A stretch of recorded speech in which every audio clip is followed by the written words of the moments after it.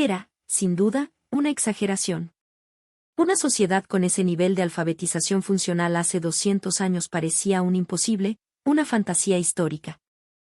El hombre que sostenía esta tesis era el profesor Max Schmidt, una eminencia de una prestigiosa universidad alemana, un historiador cultural cuya vida entera se había dedicado a desentrañar los hilos de la historia. En sus manos, un conjunto de viejos documentos del Chile decimonónico no eran simples papeles amarillentos, sino el registro de un sistema de educación y difusión del conocimiento tan pragmático y orientado al comercio que desafiaba toda lógica europea. Un escalofrío recorrió su espalda. Le recordaba inquietantemente al funcionamiento de la sociedad moderna. ¿Acaso era posible que, mucho antes de que la imprenta de Gutenberg, el orgullo de Alemania, se masificara para el uso popular, el pueblo común de Chile, en el lejano y salvaje confín del mundo, ya poseyera un nivel tan elevado de conocimiento práctico y alfabetización? El profesor Smith estaba convencido de que debía tratarse de un error, una mala interpretación de los datos, una anomalía estadística. Sin embargo, a medida que su investigación se profundizaba, una verdad asombrosa, una que subvertía por completo la narrativa occidental, comenzó a emerger lentamente de entre los legajos y las crónicas. ¿Qué fue exactamente lo que descubrió el profesor Smith? Acompáñenme en este viaje para desvelarlo. Max Schmidt, a sus 47 años, era el arquetipo del académico germano. Profesor en una autorizada universidad de Berlín, su especialidad era la historia de la Europa medieval. Su gran pasión, el tema que había consumido décadas de su vida, era la historia de la difusión de la información. Había dedicado su carrera a estudiar cómo la tecnología de la imprenta de Johannes Gutenberg había revolucionado la sociedad europea, catalizando el Renacimiento, la Reforma y la Ilustración. Su convicción, forjada en los archivos de media Europa y pulida en incontables simposios, era inquebrantable: la imprenta era el invento más trascendental en el progreso de la civilización humana. Fue esta tecnología, creía él, la que catapultó a Europa a la vanguardia del mundo. Como alemán de pura cepa, Max sentía un profundo y sereno orgullo por la herencia técnica y cultural de su patria.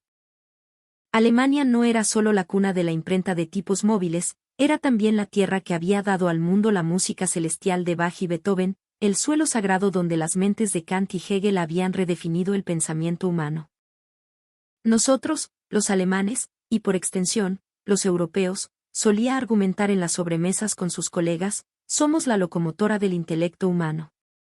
Otras naciones pueden poseer culturas fascinantes y exóticas, pero en lo que respecta a la tecnología de la información y los sistemas educativos, deben estar, por necesidad histórica, muy a la saga de Occidente.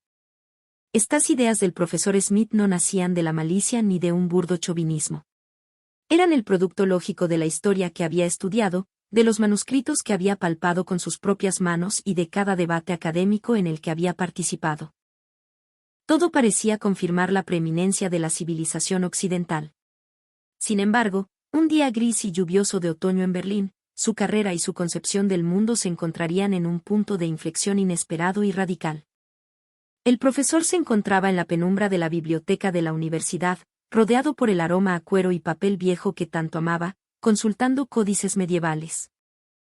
Fue entonces cuando su colega, el profesor Hans Vogel, un respetado experto en historia de América Latina, se le acercó con una sonrisa enigmática y una carpeta bajo el brazo. Max, si de verdad te interesa la historia de la difusión de la información, dijo Hans, con un brillo particular en los ojos, este material te va a parecer fascinante. Es sobre el Chile del siglo XIX. Échale un vistazo. Chile del siglo XIX, la antigua Capitanía General, una franja de tierra aislada entre los Andes y el Pacífico. ¿Qué podría haber de interés en una sociedad tan periférica y en pleno proceso de formación? Max tomó la carpeta con una mezcla de escepticismo y cortesía profesional. No obstante, al leer las primeras páginas, una traducción de varios documentos consulares y cartas de comerciantes, su expresión cambió drásticamente. El contenido era, sencillamente, increíble.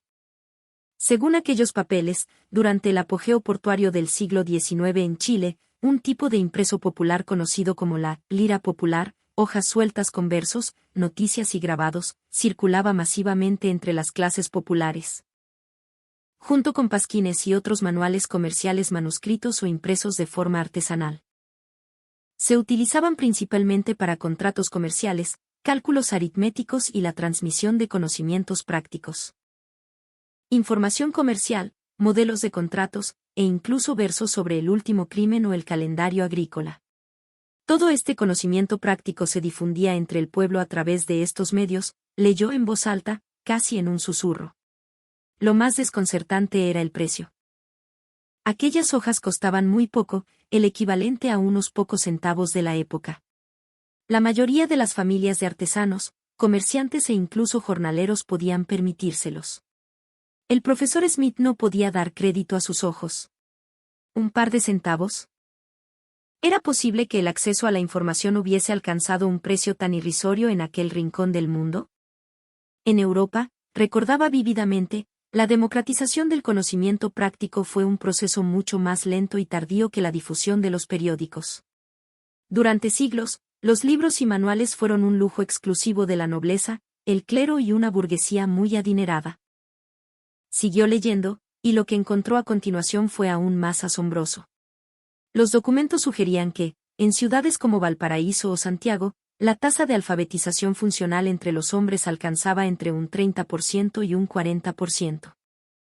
En la misma época, la tasa media en gran parte de Europa apenas superaba esas cifras, y en muchos casos, era inferior.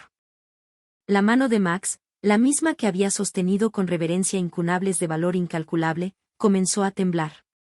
Un 40% de alfabetización funcional masculina. ¿En una sociedad portuaria emergente, al otro lado del mundo? Es una cifra asombrosa. Debe haber un error de cálculo. Preso de una agitación intelectual que no sentía desde sus días de estudiante, comenzó a buscar frenéticamente otras fuentes.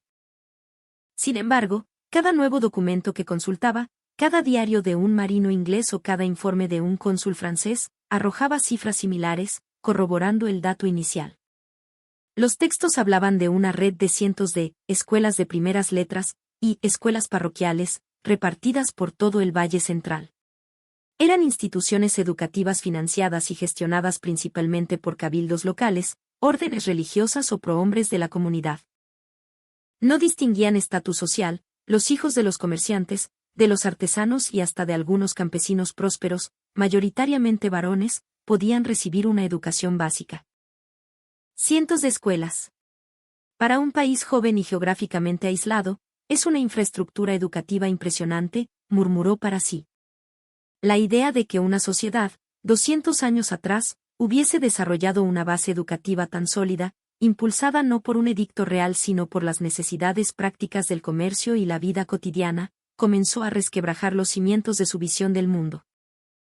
Max se reclinó en su silla, dejando escapar un profundo suspiro. Aquello era más que un simple dato histórico curioso. Ponía en tela de juicio todo lo que él creía saber, la superioridad inherente del modelo europeo, la cronología del desarrollo tecnológico, la propia definición de civilización. Tengo que confirmar la verdad, se dijo, con una nueva y febril determinación. Si estos registros son precisos, entonces toda mi comprensión de la historia está fundamentalmente equivocada. Desde el día siguiente, el profesor Smith se atrincheró en la biblioteca. Se sumergió en un mar de documentos sobre el Chile del siglo XIX, trabajos de investigación en alemán, inglés y francés, los diarios de viaje de los primeros visitantes europeos, los archivos traducidos de la administración colonial y la temprana república. Examinó meticulosamente cada dato que pudo encontrar. Y a medida que avanzaba, su perplejidad no hacía más que crecer. Los registros de los comerciantes holandeses describían las calles de Valparaíso, el puerto principal, como un hervidero de actividad donde la gente del pueblo, rotos, como los llamaban despectivamente algunos, leían y discutían en voz alta los términos de contratos comerciales y libros de contabilidad. Los informes de los misioneros también expresaban su sorpresa por la alta tasa de alfabetización práctica entre los chilenos, llegando a escribir que, incluso los hijos de los inquilinos de las haciendas pueden leer y escribir documentos comerciales sencillos. Múltiples registros, de personas de diferentes nacionalidades y profesiones, de forma independiente, apuntaban a la misma e ineludible realidad. El profesor Smith ya no podía dudar de la veracidad de aquellos testimonios. Sin embargo, aceptar un hecho es una cosa, comprenderlo es otra muy distinta. ¿Cómo diablos lo habían conseguido? ¿A través de qué mecanismos se había podido construir una infraestructura de conocimiento práctico tan avanzada y accesible? Las preguntas se agolpaban en la mente de Max. Lo que más le intrigaba era la profunda diferencia en el proceso de desarrollo entre Occidente y aquel lejano país. En Europa, incluso después de la invención de la imprenta, los libros siguieron siendo durante mucho tiempo un objeto de lujo. El acceso masivo del pueblo al conocimiento práctico no llegó realmente hasta después de la Revolución Industrial. ¿Por qué en Chile la democratización del conocimiento útil se había producido en una etapa tan temprana? Max decidió que debía llevar a cabo una investigación mucho más detallada. Tengo que estudiar a fondo el mecanismo del sistema de conocimiento práctico del Chile decimonónico, resolvió. Ahí debe ocultarse un secreto de vital importancia. Su investigación formal sobre la historia de la información en Chile acababa de comenzar. Lo primero en lo que se centró el profesor Smith fue en el sistema de producción y distribución de la lira popular. Se producían en masa utilizando la silografía, una técnica de impresión en planchas de madera. Editores, conocidos como impresores populares, se encargaban de la planificación y producción. Grabadores, a menudo anónimos, tallaban las imágenes y los textos en la madera. Y luego, los suplementeros, vendedores ambulantes, pregonaban los versos del día en las plazas y mercados. El mecanismo en sí era comprensible para Max. La silografía es más antigua que la imprenta de tipos móviles de Gutenberg, reflexionó. Seguramente llegó de Europa con los españoles. No obstante, lo que descubrió a continuación superó con creces sus expectativas. La variedad de contenidos de aquellas hojas era apabullante. Modelos de contratos de compraventa, manuales de contabilidad y aritmética básica, conocimientos sobre hierbas medicinales, calendarios agrícolas con las festividades religiosas y las estaciones, e incluso las letras de las cuecas y tonadas de moda o los libretos de obras de teatro populares. Max abrió los ojos como platos. Esto es una red de conocimiento orientada a la supervivencia y a la economía, exclamó en la soledad de su despacho. Conocimiento práctico, información económica e incluso contenidos de entretenimiento. La gente de Chile de hace 200 años parecía tener las mismas necesidades de información útil que la gente de hoy. Pero lo más sorprendente era la agilidad con la que circulaba la lira popular. Horas después de un evento importante, un naufragio en la bahía, un crimen pasional en un cerro, un nuevo decreto del gobierno, ya circulaban hojas con notificaciones urgentes o crónicas en verso, distribuidas rápidamente por organizaciones gremiales o por la propia iniciativa de los impresores. Aunque no era la inmediatez de las noticias modernas, en la red comercial del Pacífico Sur, la velocidad a la que fluía la información comercial era extraordinariamente rápida. Max no pudo evitar un grito ahogado. ¿En cuestión de horas? ¿Qué clase de sistema de recopilación y distribución de información comercial y administrativa poseían? A medida que avanzaba la investigación, la sofisticación de esta red informativa porteña se revelaba en todo su esplendor. Existían informantes profesionales, una suerte de corresponsales de calle, apostados en los puntos neurálgicos de la ciudad, el muelle, los mercados, las oficinas del gobierno. Tan pronto ocurría algo de interés, corrían a informar a los impresores. Estos tenían las planchas de madera y los grabadores listos en todo momento. En cuanto recibían una noticia comercial o administrativa de relevancia, la grababan de inmediato y comenzaban a imprimir. Los suplementeros, mientras tanto, ya estaban esperando. Tan pronto salía la primera tirada, se lanzaban a venderla por las esquinas. Esto es, a todas luces, una industria organizada del conocimiento práctico, concluyó Max, maravillado. No se diferencia en nada de una agencia de noticias moderna. No, se corrigió a sí mismo, en cierto sentido, quizás era incluso más eficiente. El profesor no pudo sino sentir una profunda admiración. Sin embargo, su asombro apenas estaba comenzando. La siguiente pregunta que se planteó fue, ¿por qué tantos ciudadanos comunes sabían leer y escribir? Al profundizar en los documentos relacionados con las escuelas de primeras letras, Max quedó fascinado por el pragmatismo del sistema educativo chileno. gestionadas por educadores locales, a menudo laicos o miembros de órdenes religiosas con vocación popular. El contenido educativo era increíblemente diverso y práctico.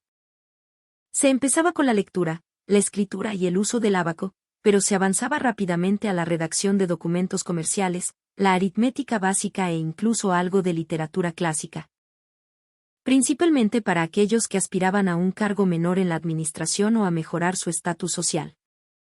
A pesar de la rígida estratificación social heredada de la colonia, en aquellas aulas se sentaban juntos los hijos de comerciantes, artesanos y pequeños propietarios.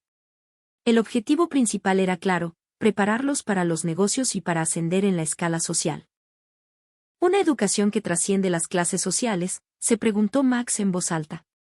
En Europa, la idea de que los hijos de un noble y los de un plebeyo estudiaran en el mismo lugar era impensable. Era Chile, en ese aspecto, una sociedad más igualitaria. El profesor se levantó de su silla, paseando por la habitación. Aún más impactante fue descubrir la tasa de penetración de estas escuelas. De las cientos que existían en el país, solo en Valparaíso, una ciudad que entonces rondaría los 50 o 60.000 habitantes, había varias decenas. Decenas de instituciones educativas en una ciudad de ese tamaño. Incluso para los estándares modernos, era una densidad sorprendente. Max hizo un cálculo rápido en un trozo de papel. Una escuela por cada 1.000 o 2.000 habitantes, la densidad es casi tan alta como la de las panaderías en un barrio berlinés de hoy. Pero lo que definitivamente lo dejó sin aliento fue el sistema de financiación de estas escuelas. Las matrículas, calculadas en su valor monetario actual, eran perfectamente asequibles para una familia de clase trabajadora. A los niños de familias más pobres incluso se les permitía pagar con productos agrícolas, como sacos de harina o gallinas. Significa esto que, sin importar la situación económica, cualquiera que tuviera la ambición comercial o el deseo de progresar tenía la oportunidad de educarse. Un sistema educativo tan completo y accesible, existiendo hace 200 años. Max se sumió en una profunda reflexión, comparándolo inevitablemente con la situación de la misma época en su Alemania natal. Allí, la educación estaba controlada mayoritariamente por la Iglesia, y sus destinatarios eran casi exclusivamente los candidatos al sacerdocio y los hijos de la aristocracia.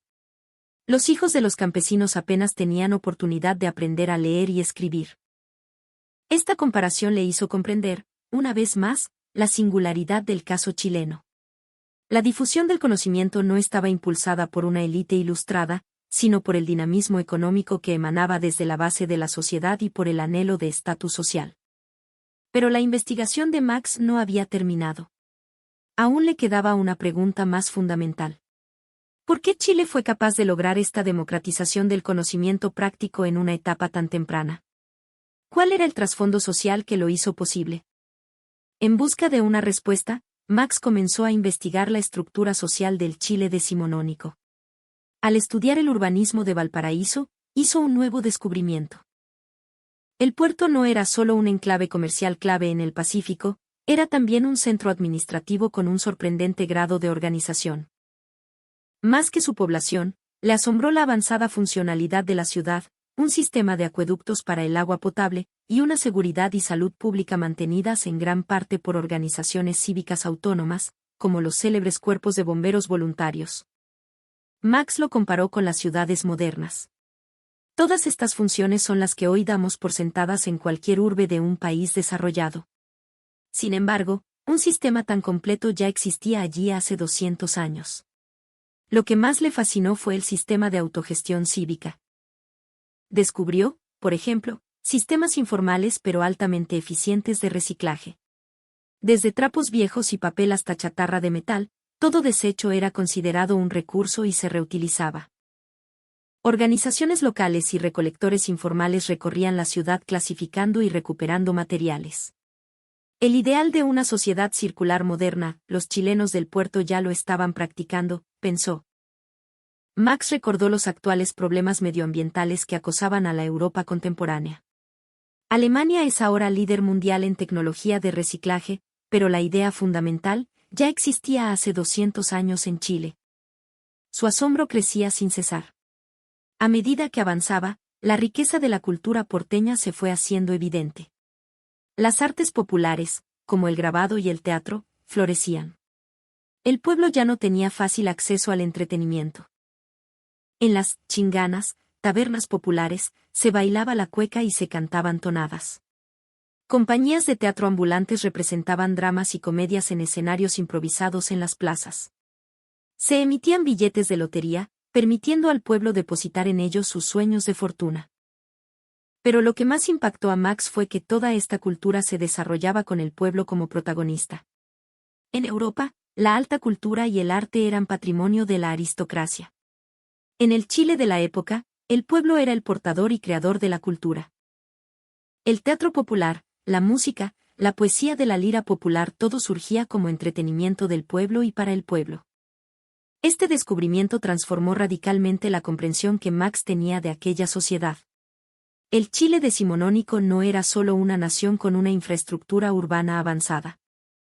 Era una sociedad cívica extraordinariamente madura, cuyo núcleo era la vida económica del pueblo, una sociedad que creaba su propia cultura, compartía conocimientos prácticos y mostraba un fervoroso afán por aprender. Sin embargo, en el corazón de Max aún quedaba un enigma sin resolver. ¿Por qué Chile pudo alcanzar esta madurez cívica en una etapa tan temprana? Este era el ideal que en Europa solo se había logrado tras sangrientas revoluciones burguesas. ¿Por qué Chile pudo alcanzarlo de una forma aparentemente pacífica y orgánica? Para explorar esta cuestión, Max comenzó a investigar el trasfondo cultural hispánico y criollo. Fue entonces cuando se topó con la compleja interacción entre la ética católica y las incipientes ideas de la Ilustración. Por un lado, la moral católica, con su énfasis en la comunidad, la caridad y el orden social, proporcionaba un marco de cohesión. Órdenes religiosas como los franciscanos o los dominicos, a diferencia de otras más elitistas, a menudo promovían una educación básica como parte de su misión evangelizadora y de mejora social. Por otro lado, las ideas de la Ilustración, que valoraban la razón, el progreso y la educación como herramienta para el desarrollo individual y colectivo, habían permeado en la élite criolla y la clase comerciante. Se valoraba el saber no solo por prestigio, sino como una herramienta indispensable para la acumulación de riqueza y el buen gobierno. Max analizó cómo esta amalgama cultural pudo haber influido en el sistema social chileno. El desarrollo de la sociedad, teorizó, se habría logrado a través de la confluencia de dos fuerzas, la acumulación de riqueza a través del comercio y el fomento de la educación. Impulsado tanto por un pragmatismo ilustrado como por una base moral católica que veía el conocimiento como una forma de dignificar al hombre. Y quizás la clase dirigente, en lugar de reprimir este florecimiento desde abajo, lo vio como una forma de asegurar la prosperidad y la estabilidad del joven país.